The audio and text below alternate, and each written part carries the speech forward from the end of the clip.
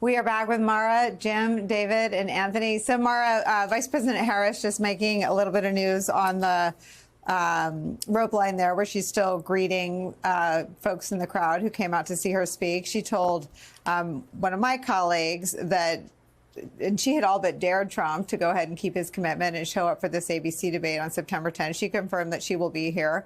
And a lot of what Trump's doing now is responding to her, a very public taunt to, quote, say it to my face, the insults that Anthony's talking about, calling her dumb, saying she just turned black. The hideous things he's been saying that offend not just her, but every woman and every person who's taking them in will now be potentially something that is discussed between the two of them face to face on a live televised debate on September 10th on ABC News. Mara? Yeah, I mean, we're going to see, I believe, a very different debate than the one we saw, obviously, between Donald Trump and Joe Biden. But I, like you, Nicole, find it interesting that the vice president has barely even, responded to Donald Trump. It's like he can barely get her attention. And, I want to go back for a moment to return to talk about the size of the crowds that we're seeing, because what I really believe is that while there is genuine enthusiasm for Vice President Harris and Governor Walz, I actually think what we're seeing is something even larger than that. I think we're seeing pro-democracy rallies. This is a pro-democracy movement that seems to have spread like wildfire. The energy was already there, and now there is finally a team to lead that movement. That's how it feels to me. The other thing that's been interesting is to watch that shifting dynamic, because, Donald Trump is the kind of man who needs people to be afraid. He wants Democrats and people who believe in democracy to be afraid of him. And he wants his supporters to be afraid of their neighbors and friends and relatives who vote differently or pray differently or look differently than they do. The problem that he has now is that all across the country, we are seeing that Americans are no longer afraid. They're no longer afraid of Donald Trump. They're not afraid of Trumpism.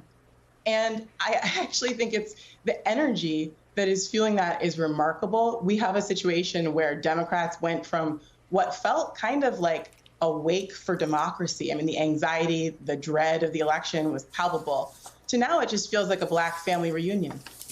And now, on top of that, you have a governor in Tim Walz, who I believe, as someone who has family from the Midwest, UAW family, both Black and white, my mother is a white woman, Tim Walz is essentially inviting Trump supporters into the party.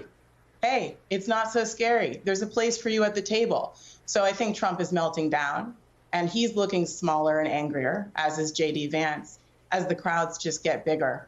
So this is really doing some major psychological work on the former president. But I think it's also just, it's not just about the Democrats. This is a pro-democracy movement.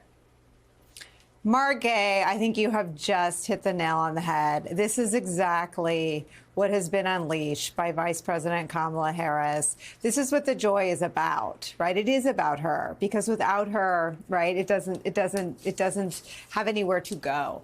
But what people are, I think, feeling relieved about is that democracy has this really effective, really fearless, really accomplished prosecutor prosecuting the case not just against Donald Trump, but against Project 2025, against authoritarianism.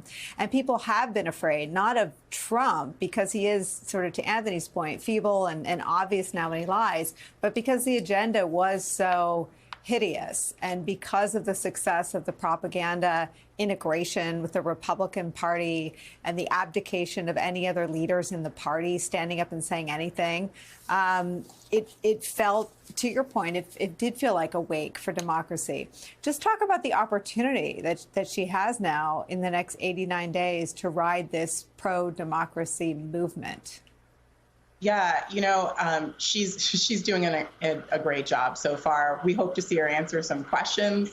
I believe that's probably coming.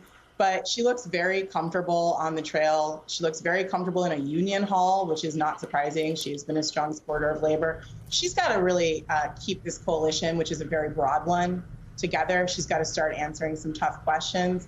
And, you know, she's doing it. I don't think it's going to be, I mean, gosh, it's going to be, I can't believe it's only 90 days, but I think we're all kind of still, our heads are spinning a little bit about what we've seen in the last month alone. But she, I believe, can probably pull it off. And I think this is a ticket that's only bringing more energy to the table. It's been remarkable to watch. I mean, I was somebody who was quite young when Barack Obama was running for president. And I remember the energy that then I lived in Michigan in a swing state. This does feel similar. It feels also like Vice President Harris understands that, you know, this is a comfortable place for her to be in because she loves the country that we have. And I think a lot of this is about that too. It's like, this is a big, diverse, fascinating country with people from all different backgrounds from around the world. And we should be proud of that. She looks like she's excited, and boy, those crowds are remarkable. Let me see the crowds one more time. David Jolly, the vanity of Donald Trump cannot survive this. And when you couple that with the labels, I mean, he's been branded, whether he knows it or not.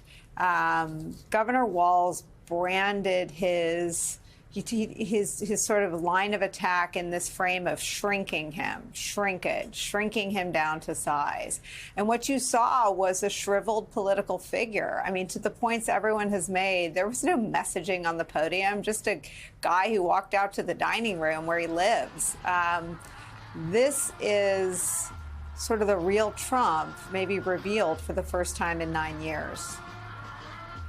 Yeah, Nicole, with Donald Trump, I truly think we are witnessing one of the, if not the worst presidential campaigns in modern political history. And it's not the fault of his team per se. Sure, they could do more. It's the fault of the candidate. He is a terrible candidate, and he's the wrong candidate for this moment. In 2016, despite the Electoral College popular vote split, you could argue he was the right candidate for the moment. You need a time to rise. He is running a terrible campaign, perhaps the worst presidential campaign we've seen in modern history. And, you know, think about it this way. There's a bit of a strategy in a lot of campaigns, particularly down the stretch, which is you start the day wanting to win the day. Did you win the day? And if it's been 15 days since Vice President Harris was in the race, she's 15-0.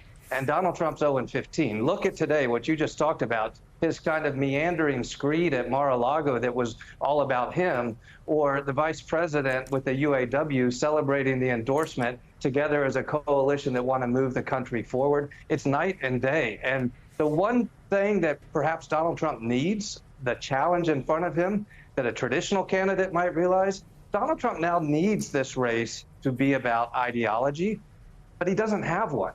And where he does have one, it's out of touch with the majority of Americans. Donald Trump almost needs this campaign on his side to be a Reagan-like campaign about a conservative vision, or a Romney-Ryan, almost wonky campaign where the true contrast works. Not just the angry old man at Mar-a-Lago calling Harris and Walz liberal, progressives, whatever he wants to term them, and insulting them. That doesn't work in this moment, because in this moment, Americans see in Vice President Harris and Governor Walz somebody that, regardless of ideology, what Mara was saying, we're all rowing in the same direction in defense of the country we love.